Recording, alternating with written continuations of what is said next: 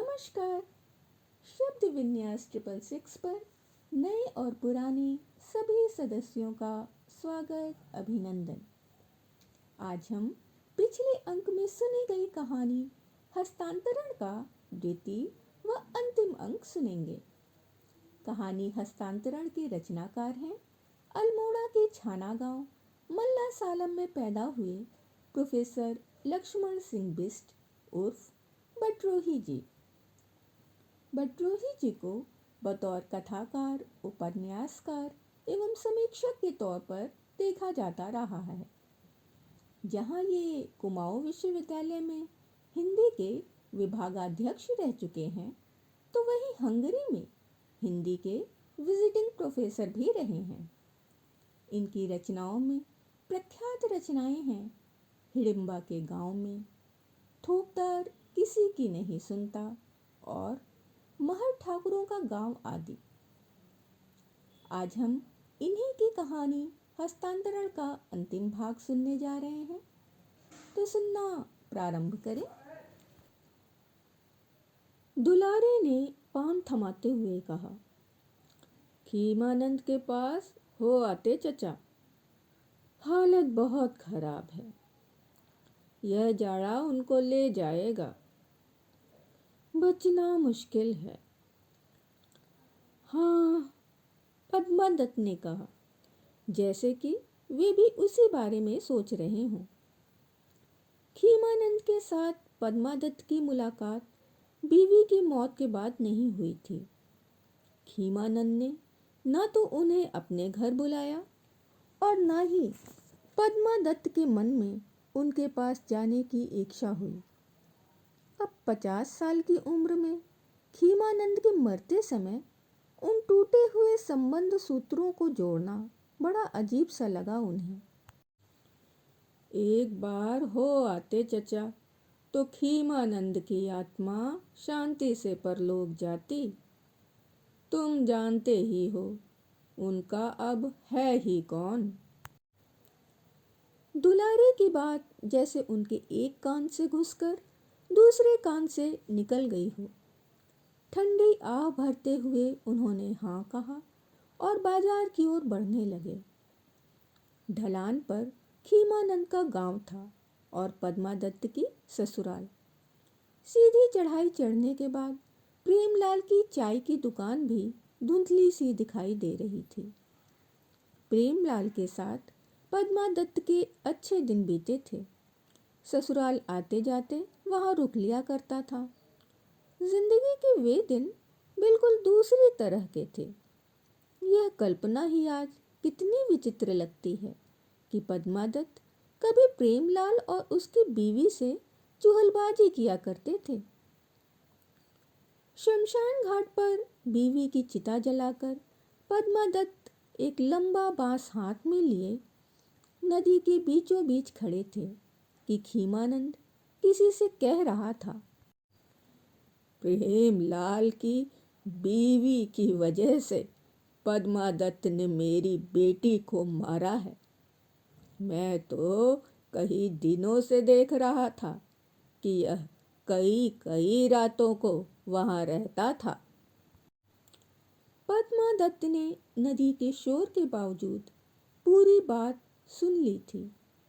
यूं खीमानंद ने यह बात पद्मा दत्त को सुनाने के लिए ही जोर जोर से कही थी। खीमानंद लगातार कुछ कह रहा था जिसे पद्मा दत्त साफ साफ सुन रहे थे। मैं इससे जरूर बदला लूंगा। इसने मेरी बेटी को मारा है। देखना, जिंदगी भर यह पश्चाताप की आग में जलता रहेगा। पद्मा दत्त चिता के दूसरी ओर चले गए। खीमानंद की सारी बातों को उन्होंने चिता के ऊपर उड़ती हुई लपटों की तरह ही उड़ जाने दिया था। अपनी बीवी का बिंब आज बार बार उनके दिमाग में बन रहा था। बड़ा दयनीय चेहरा। खीमानंद का मरणासन्न चेहरा उसकी आंखों के सामने उतर रहा था। खीमानंद की बड़ी बड़ी पीली आंखें अपने आगे लटकी दिखाई दी और उन आँखों में अपनी और प्रेमलाल की बीवी के चित्र दिखाई दिए, जैसे खीमानंद मरते समय पद्मा दत्त को उसका पाप दिखा देना चाहता हो। मोड़ पर पहुंचकर पद्मा दत्त की सांस फिर फूलने लगी थी। कमर पर हाथ रखे वे खड़े हो गए। तभी उन्हें कुछ शोर सुनाई दिया। देखा, प्रेमलाल की दुकान के आगे बहुत से लोग इकट्ठे थे। चीखने चिल्लाने की आवाज़ भी सुनाई दी। काफ़ी दूर से ही पद्मा दत्त को एहसास हो गया था कि किसी की मौत हुई है। वे चुपके से वहां पहुंच गए। बड़े दरवाजे के आगे अर्थी पर प्रेमलाल का शव था और उसकी बीवी सिरहाने की तरफ बैठी दहाड़ मार मार कर रो रही थी। प्रेमलाल की बीवी को आज एकाएक पहचान नहीं पाए पद्मा दत्त। बहुत कुछ बदल गया था। केवल चेहरे का हाव भाव और हाथों की मुद्रा वैसी ही थी। एक क्षण के लिए पद्मा दत्त को लगा चल देना चाहिए। प्रेमलाल की बीवी का चेहरा उन्हें अपनी आंखों में चुभता सा लगा।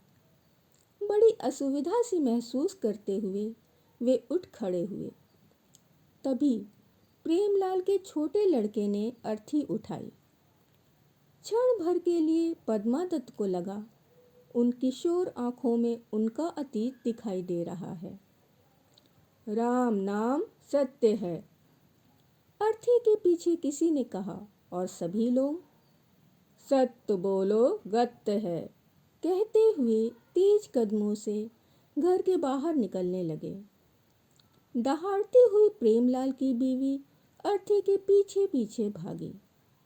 पास खड़े पद्मा दत्त को लगा जैसे एक क्षण के लिए प्रेमलाल की बीवी की नज़र उन पर पड़ी।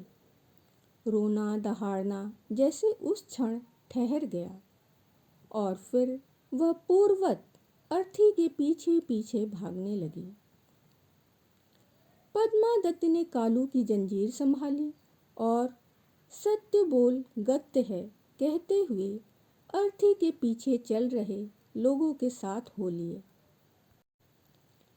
अभी आपने सुनी प्रोफेसर लक्ष्मण सिंह बिष्ट उर्फ बटरोही जी की कहानी हस्तांतरण। जिस प्रकार कहानी का अंत हमें चकित करता है वो अवर्णनीय है, अविस्मरणीय है। आपको ये कहानी कैसी लगी? आगे अपनी पसंद की कहानी या उपन्यास सुनने के लिए आप हमें कमेंट्स के जरिए फरमाइश कर सकते हैं। सुनी गई कहानी के बारे में सुझाव या विचार देने के लिए भी आप हमें कमेंट्स कर सकते हैं। यदि आपको ये प्रस्तुतिकरण पसंद आए तो लाइक करें, अपने मित्रों और परिवारजनों में शेयर करें, चैनल को सब्सक्राइब कर लें और बेल आइकन को अवश्य प्रेस कर लें। आज यहीं तक, धन्यवाद।